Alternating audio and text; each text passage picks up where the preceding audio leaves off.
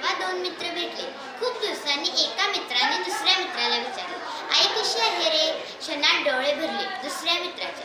तो म्हणाला, गेली काही 2 वर्ष आई वृद्धाश्रमातच आहे. कालच तिच्या वाढदिवसानिमित्त तिला भेटायला गेलो होतो. दुसरा मित्र पहिल्या मित्राला म्हणाला, तुझी आई तुझ्याजवळच असते का? त्यावर तो म्हणाला, देवाची कृपा, माझी आई माझ्याजवळच आहे.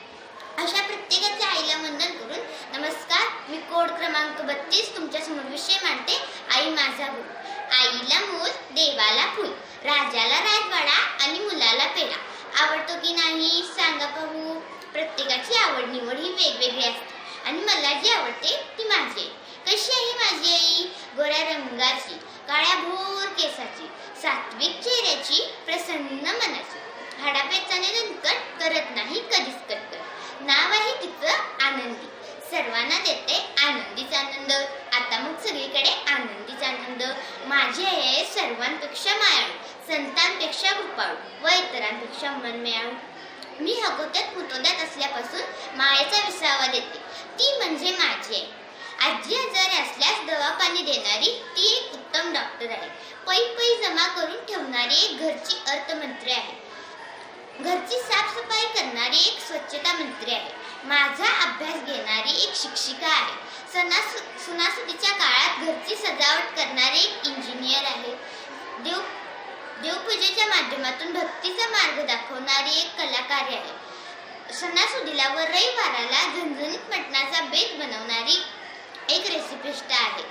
आईची शिस्त सगळ्यांना असते आणि तिची शिस्त शाळेतून घरी आल्यावर हातपाय धुवायला लावते. हातपाय धुवून झाल्यावर शुभम करोती म्हणायला लागते. शुभम करोती म्हणून झाल्यावर देते सफरचंदाची फोड. सफरचंदाची फोड लागते गोड, मग परत लागते अभ्यासाची ओढ. म्हणूनच म्हणते, आई म्हणजे काय असते? दुधावरची साय असते, मनावरच्या पांघरुणाला उठवणारी माय असते. आई ही आईच असते, लेकराची माय असते, वासराची गाय असते. आई ही जन्माची शिदोरी असते, ती सरतही नाही आणि उरतही नाही.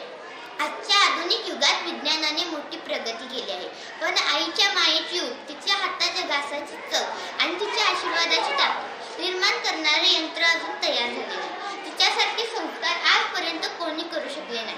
म्हणूनच शिवाजी सावंत म्हणतात, संस्कार हे बोटात घट्ट रुतून बसलेल्या अंगठीसारखे आहे. ते जरी काढले तरी त्याचे बळ कायमस्वरूपी राहते, कारण ते मनासागराच्या खोचलेले, नभातेच्या विशालतेने, वृक्षाच्या परोप्रकारने बनलेले आहे, कारण ते आईने घडवलेले आहे. म्हणूनच संत ज्ञानेश्वरांनी म्हटलेले आहे, जिथे माया आहे तिथे देव आहे. आणि म्हणूनच मला वाटते, आई ही देवाच्या प्रेमाने जिवंत रूप आहे, कारण परमेश्वराला प्रत्येक घरी जाता येत नाही. म्हणूनच त्याने आईची निर्मिती केली आहे.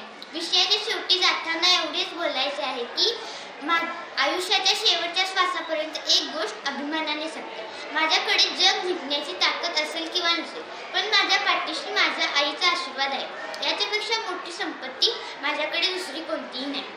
म्हणूनच म्हणते, विद्या धन प्रतिष्ठा लाभे मला आताही, विद्या धन प्रतिष्ठा लाभे मला आताही, आई विना परिहामी पोरकीच राव, आई विना परिहामी पोरकीच राव. एवढे बोलून मी माझे भाषण संपवते. धन्यवाद. जय हिंद, जय भीम.